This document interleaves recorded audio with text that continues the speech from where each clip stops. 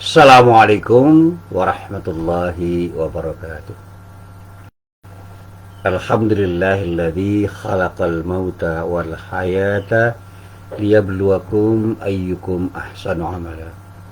Asyhadu an la ilaha illallah wahdahu la syarikalah wa asyhadu anna Muhammadan abduhu wa rasuluh. Allahumma salli wa sallim ala nabiyyina Muhammad wa ala alihi wa sahbihi wa man walah. Amma ba'd. Para jamaah yang dirahmati Allah, alhamdulillah pagi ini kita bisa bertemu lagi, dan kita berharap mudah-mudahan pertemuan kita pada pagi hari ini, sebagaimana juga pertemuan-pertemuan kita yang lain, benar-benar menjadi pertemuan yang mendapatkan ridho dari Allah Subhanahu wa Ta'ala. Amin. Para jamaah yang dirahmati Allah, pagi ini saya mencoba mencermati rangkaian ayat yang terdapat di dalam surah Al-Baqarah, yaitu pada ayat 204 sampai ayat 206.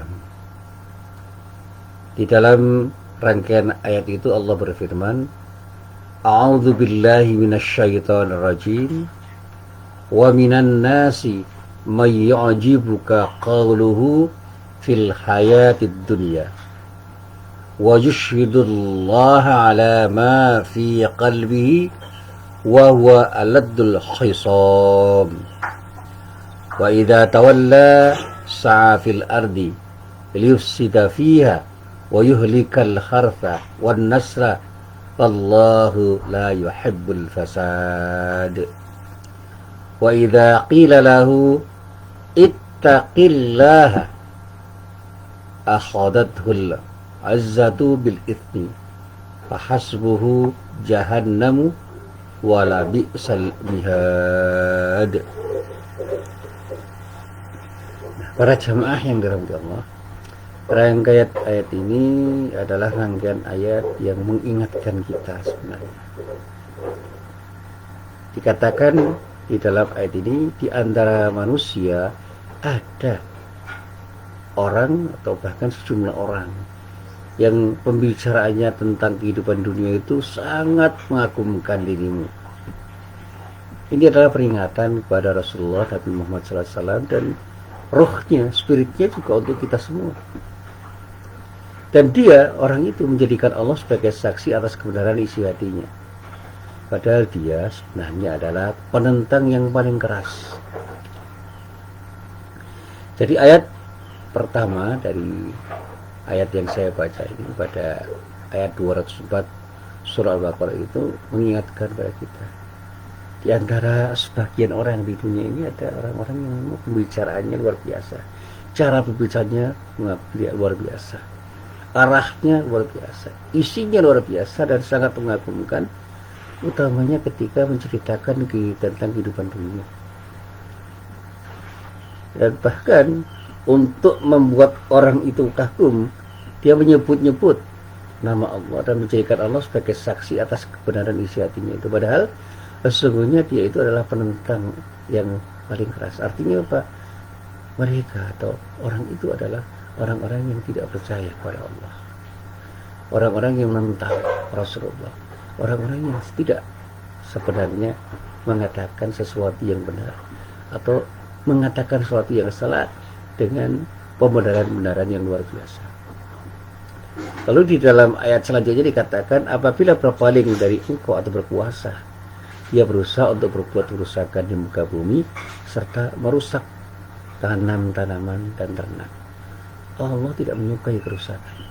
Jadi mereka itu begitu tidak ada di seputar kita dan lepas dari perhatian kita, berbalik dia menjadi orang yang melakukan fasad, kerusakan di muka bumi. Merusak tanaman dan ternak itu adalah ilustrasi yang diberikan oleh Allah di dalam ayat ini. Mereka itu perusak, destroyer. Dan Allah tidak menyukai orang-orang yang seperti itu. Karena apa? Perbuatannya selalu menciptakan kerusakan. Dan apabila dikatakan kepadanya, bertakwalah kepada Allah, bangkitlah kesombongan yang menyebabkan dia berbuat dosa lebih banyak lagi, maka cukuplah balasan baginya neraka jahanam. Sungguh neraka jahanam itu seburuk-buruk tempat tinggal. Jadi ketika diseru untuk bertakwa kepada Allah, ya Justru yang muncul ada kesombongan karena dia merasa lebih hebat daripada orang yang menyeru. Dia merasa lebih hebat daripada orang yang mengajak. Dia merasa lebih hebat daripada orang yang mendakwahkan sesuatu pada dirinya. Sifat aslinya tampak, kemudian bangkitlah kesombongan yang akibatnya adalah dia berbuat dosa lebih banyak lagi dengan kesombongan yang dia lakukan. Maka dikatakan maka cukuplah balasan baginya itu neraka jahanam. Orang seperti itu layak untuk mendapatkan balasan dari Allah berupa neraka jahanam. Dan neraka jahanam itu dinyatakan oleh Allah sebagai seburuk-buruk tempat tinggal. Wala bi'sal mihad. Para jamaah yang dirahmati Allah, ayat ini kemudian mengingatkan saya pada pembicaraan tentang Dajjal. Nah, beberapa hari terakhir ini ada ceramah yang viral yang disampaikan oleh seorang ustadz, di mana di dalam ceramah itu ada penyematan kata Dajjal terhadap sebuah kelompok. Nah, mereka yang disematkan sebagai Dajjal itu ya belum tentu Dajjal itu sendiri, karena itu asumsi yang dibangun atau tuduhan orang yang belum tentu benar. Tetapi persoalannya adalah apakah Dajjal itu ada atau tidak? Itu yang kemudian dijawab. Kalau kita mengkaji hadis-hadis Nabi, ya Dajjal itu ada. Tapi Dajjal itu siapa? Itu jawabannya tidak mudah. Karena Dajjal itu bisa merujuk pada orang atau sifat melekat yang melekat pada orang atau sejumlah orang. Nah, jawaban atas pertanyaan itu banyak ragam tafsiran, utamanya ketika kita baca hadis-hadis Nabi Muhammad SAW dan pendapat para ulama tentang persoalan ini. Nah, para jamaah yang dirahmati Allah, dalam beberapa hadis Nabi Muhammad SAW yang sempat saya baca, memang secara eksplisit disebutkan seseorang yang bernama Dajjal, dan bisa dikatakan keberadaannya sampai saat ini belum diketahui. Persoalannya dalam beberapa hadis Nabi memang diceritakan banyak sahabat juga seolah-olah melihatnya. Bahkan ada seseorang yang mengatakan dikenal dengan nama Ibnu As-Sayyad. Padahal orang yang dikenal itu belum tentu Dajjal sesungguhnya, tetapi nama itu dikenalkan oleh para sahabat sebagai orang yang memang punya sifat-sifat yang melekat seperti Dajjal yang disebut oleh Rasulullah Nabi Muhammad SAW di dalam hadis-hadisnya. Nah, para jamaah yang dirahmati Allah, sebenarnya bagaimana Dajjal itu diceritakan di dalam hadis Nabi Muhammad SAW. Sosok Dajjal itu sering kali dipersonalisasikan, seringkali ditunjukkan, diilustrasikan sebagai musuh terbesar umat Islam. Nah, hadis-hadis yang berbicara tentang Dajjal itu lebih sering bersifat eskatologis, atau sesuatu yang bersifat keakhiratan. Dan banyak sekali hadis-hadis yang menceritakan bahwa keberadaan Dajjal itu sudah dikenal sejak zaman Nabi, bahkan sejak zaman sebelum Nabi Muhammad SAW. Hadis-hadis yang berbicara tentang Dajjal itu cukup banyak dan terdapat di dalam kitab-kitab hadis yang populer. Di antaranya yang pernah saya baca di dalam Sahih Al-Bukhari, Sahih Muslim, Musnad Ahmad bin Hanbal, dan Sunan Abi Dawud. Para ulama itu kemudian mengatorikan hadis-hadis tentang Dajjal itu di dalam sebuah bab yang dikenal dengan Babul Fitan wa Asyrat al-Sa'ah. Babul Fitan wa Asyrat al-Sa'ah. Bab al-Fitan dan Asyrat al-Sa'ah, yang kalau diterjemahkan kira-kira dimaknai kekacauan dan tanda-tanda hari kiamat.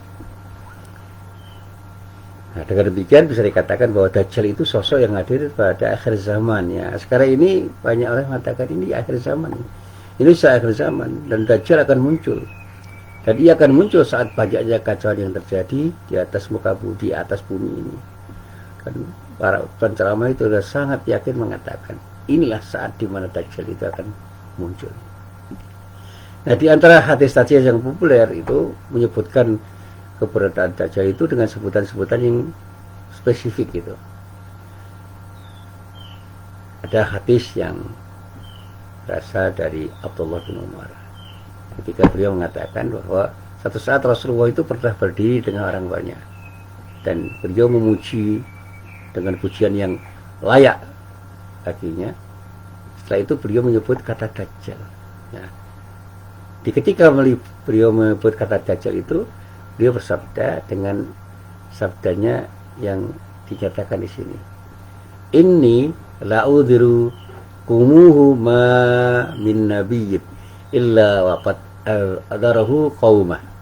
Laqad adarahu nuhun qaumahu walakin aqulu lakum fihi qawlan lam yaqulhu nabiyyun liqaumi.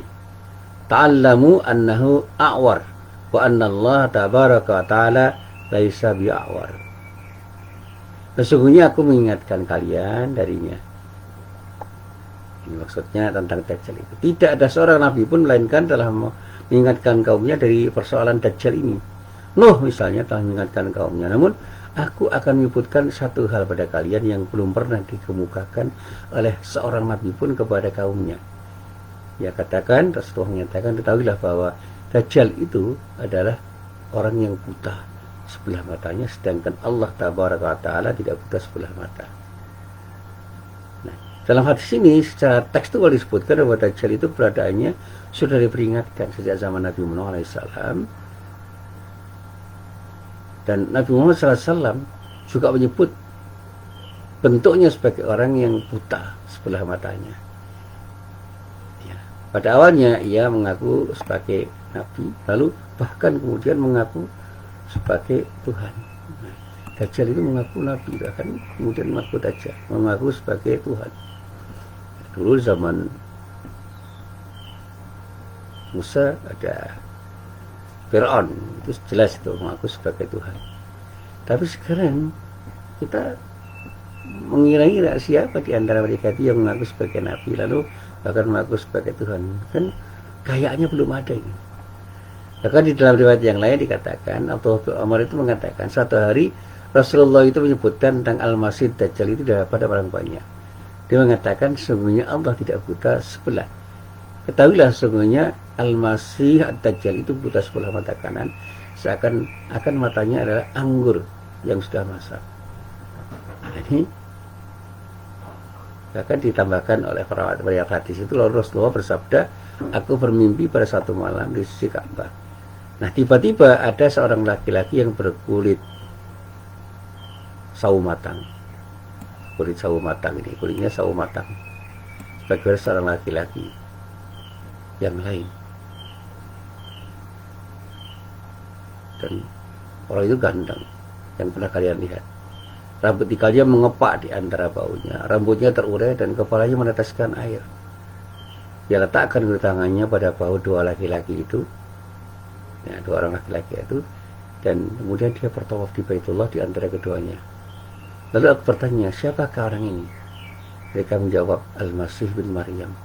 Dan aku melihat di belakangnya seorang laki-laki keriting buta sebelah kanan matanya, ya, dan mirip orang yang pernah kulihat. Nah, dikatakan dalam keadaan letakkan kedua tangannya pada pundak kedua laki-laki itu, dia melakukan tawaf di Baitullah. Maka aku bertanya, siapakah orang ini? Mereka jawab, ini Masih Dajjal. Ini cerita-cerita yang kemudian dicoba untuk ditafsirkan oleh para ulama dengan beberapa ragam tafsir. Nah, dari beberapa hadis tentang Dajjal itu, banyak ulama yang kemudian berbeda pendapat tentang masalah ini. Ada yang berpendapat bahwa Dajjal itu keberadaannya ada betul, dan ia diceritakan bentuknya, sifatnya itu sama dengan apa dikatakan Nabi. Bahkan dia itu punya kemampuan menghidupkan orang yang sudah mati, buta matanya, dan seterusnya. Dan dia adalah pribadi yang diilustrasikan dalam hadis-hadis itu dengan ilustrasi yang beragam. Memang Dajjal itu bisa menjadi sesuatu yang enak dibicarakan, tetapi menjadi sesuatu yang patut diperkirakan. Dajjal ini seseorang atau sekelompok orang yang punya sifat-sifat seperti ini, karena kemampuannya untuk menutupi kebenaran itu luar biasa. Dia paling bisa berdusta dan disebut sebagai Al-Kadzdzab. Bahkan Imam Malik itu menyatakan bahwa hadis-hadis tentang masalah ini memang cukup bisa dipertentangkan. Dan karena itu kemudian kita harus berhati-hati di dalam memahami hadis itu supaya tidak terjerumus pada pemahaman yang salah. Para jamaah yang dirahmati Allah, di kalangan para ulama, utamanya ulama Sunni yang saya baca, prinsipnya Dajjal itu adalah fitnah terbesar umat Islam. Kalau Islam itu pembawa rahmat dan kasih sayang, maka Dajjal itu sebaliknya, di mana rahmat dan kasih sayang itu menjadi hilang karena peran Dajjal itu. Nah, sedikit banyak kita bisa memahami bahwa Dajjal itu digambarkan sebagai orang atau sekelompok orang yang bisa saja ini adalah person atau seseorang, tapi bisa juga bukan bersifat personal, tetapi dia punya karakter utama sebagai pembawa keburukan, membawa kejahatan. Dan kita bisa menelusuri bahwa narasi tentang Dajjal itu tidak saja ada di dalam agama Islam. Banyak versi yang mengatakan bahwa di kalangan Ahlul Kitab pun ada narasi-narasi itu. Dan yang terpenting di antara sekian hal yang paling penting, bahwa Dajjal itu dianggap sebagai tanda bagi akhir dari dunia ini. Kemampuannya untuk memanipulasi pandangan kasat mata orang itu menunjukkan bahwa dia memang punya kemampuan yang prima untuk bisa membuat manusia itu terkecoh, sehingga kebaikan menjadi keburukan, keburukan menjadi kebaikan karena peran Dajjal yang luar biasa itu. Nah, para jamaah yang dirahmati Allah, terlepas dari perdebatan tentang masalah Dajjal itu, mari kita coba menyiasati. Ketika kita itu, di saat kita itu berhadapan dengan orang-orang yang dengan piawai mengatakan yang benar itu salah, yang salah itu benar, dengan argumen-argumen yang sangat meyakinkan, kita harus waspada. Karena orang-orang itu kapan dan dimanapun akan bisa ada, dan kita bisa terkecoh dengan cara-cara mereka untuk mengatakan sesuatu dengan argumen-argumen yang sangat meyakinkan. Saya masih ingat betul beberapa ulama, beberapa ustadz, beberapa kiai itu mengingatkan, hati-hatilah terhadap orang yang kira-kira itu perannya seperti Dajjal yang disebutkan oleh Rasulullah dalam hadis-hadisnya. Dia itu adalah orang atau sekelompok orang atau bahkan institusi-institusi yang di dalamnya itu ada sejumlah orang yang bisa mengatakan sesuatu dengan sangat piawai sehingga meyakinkan orang bahwa apa yang mereka katakan itu adalah sebuah kebenaran. Padahal sebaliknya sesuatu yang dikatakan itu adalah sesuatu yang salah, yang karena mereka itu punya kemampuan untuk mengatakan yang salah itu sebagai sebuah kebenaran, banyak orang yang percaya. Apalagi sekarang itu orang tidak hanya bisa mengatakan secara lisan di hadapan orang. Media sosial sekarang sudah sangat berperan. Kalau dulu orang menggantungkan televisi, radio dan sebagainya, sekarang orang dengan media sosial itu bisa berbagi hal yang bermacam-macam. Bahkan di dalam media-media sosial tertentu itu ada situs-situs atau laman-laman, ada akun-akun yang memang isinya itu adalah sesuatu yang membalikkan fakta. Setiap hal yang berpotensi merugikan kelompoknya itu selalu dikatakan hoax. Sementara dia selalu mengkampanyekan sesuatu yang seolah-olah benar, pada sesuatu yang dikampanyekan itu adalah sesuatu yang salah dan dikesankan sebagai sesuatu yang benar, sehingga banyak orang yang terkecoh dengan kampanye-kampanye mereka, dengan iklan mereka, dengan kata-kata mereka, karena mereka itu punya sejumlah orang dan sejumlah akun yang sama-sama itu bekerja untuk menyatakan yang salah itu benar dan yang benar itu salah dengan cara mereka yang sangat piawai. Nah, para jamaah yang dirahmati Allah, sekarang apa sikap yang harus kita miliki di dalam hal ini? Saya selalu mengatakan kearifan itu harus dibangun.